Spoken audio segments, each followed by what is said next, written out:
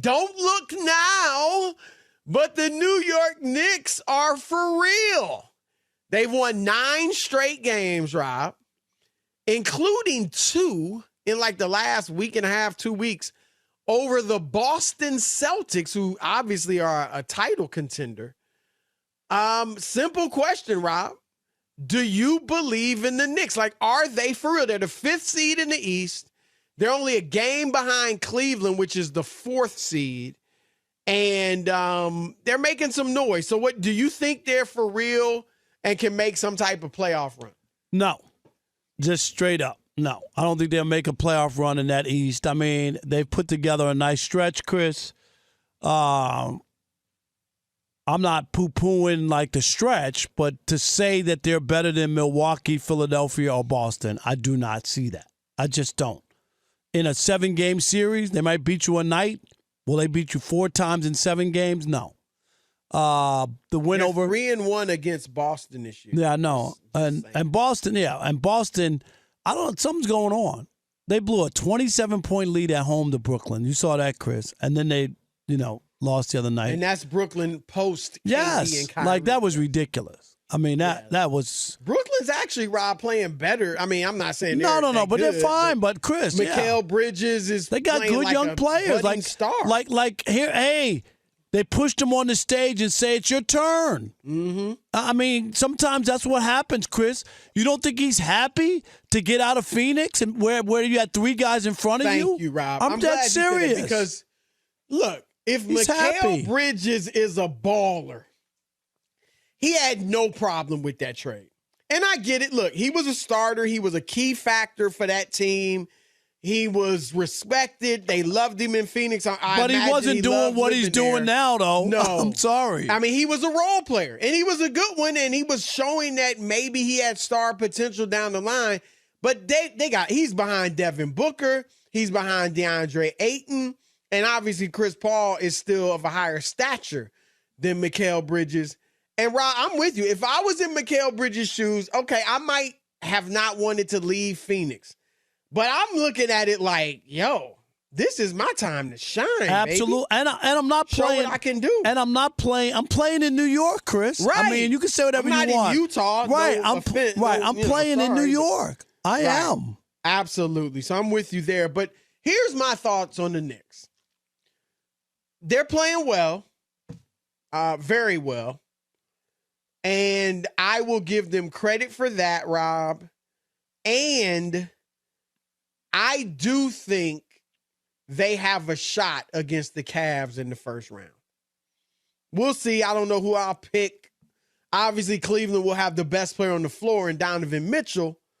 But, we'll see what the Knicks can do. I think the Knicks are a good team. This problem for them, Rob, is if you win that 4-5 matchup, you're meeting the top seed, which will either be Milwaukee or Boston in the second round. And I get it. They're 3-1 against Boston in the regular season. So what? They're not beating Boston or Milwaukee in a playoff series. If they do, then they're going to win the title. No, I'm just kidding. I wouldn't say, but yeah. No.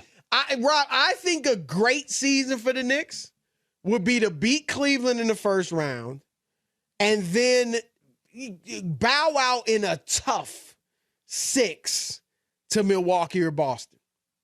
That would be a great year. And then you're like, okay, what do we need to add to get to those teams' level? Now, here's my main concern about the Knicks, Rob. Tom Thibodeau is a very good coach. In the regular season, he's darn near a great coach. But here's the thing, Rob. Thibodeau, the reason he's such a great regular season coach and his teams outside of Minnesota, it just wasn't good there for the most part. His teams overachieve in the regular season. And here's why, Rob. Because he pushes them so hard and he has them playing at a playoff level of intensity in the regular season. And I'm not saying other teams are loafing in the regular season, Rob, but the really talented teams, they take it up a notch in the playoffs. And Thibodeau's teams don't have another notch because they're playing at their max level in the regular season. And Rob, Thibodeau's, of all his coaching career, he's been to the playoffs 7 times, 7 years. In 4 of those 7 years, Rob, they ended their season losing to a lower seed. Because, like, you brought up Atlanta earlier, Rob. Right. Guess what their regular season record against Atlanta was in 2021? I say it was 4-0. 3-0. Okay. So and then they lost to him in 5 games. Right, you know, right. His team couldn't now Randall just wet the bed. Yeah, he had a bad playoff series, right? Yeah, he couldn't make what he could do this year. Yeah, it was bad. He was bad. But that's why, Rob, I don't know that I certainly, again, don't think they'll get past the second round, but I'm really curious to see if they play well in the playoffs because like, even, Rob, the year Thibodeau, remember Derrick Rose won MVP and they got beaten 5 games by Miami in the Eastern Conference Finals. Now, you might say, well, they got to the conference finals, but they got manhandled by Miami for the most part. I mean, they lost in 5. And they had done well against Miami in the regular season, if I remember correctly. And so that's my question about the Knicks, Rob. No, and it's a fair question. And it's also fair about his history.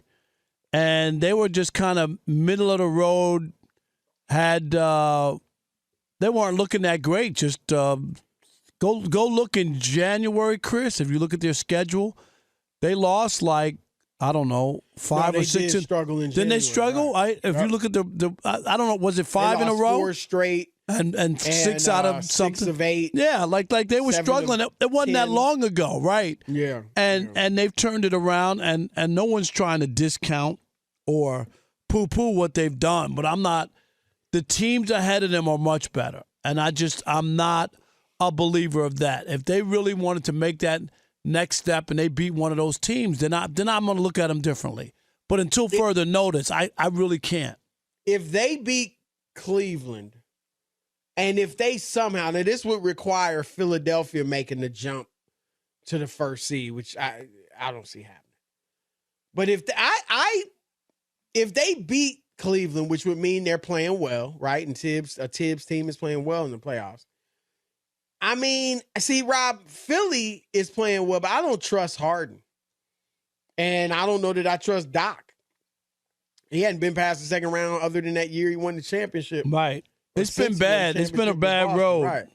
So I don't know. I mean, they would be interesting with Philly. Obviously, they don't really have a matchup with Embiid, but who does?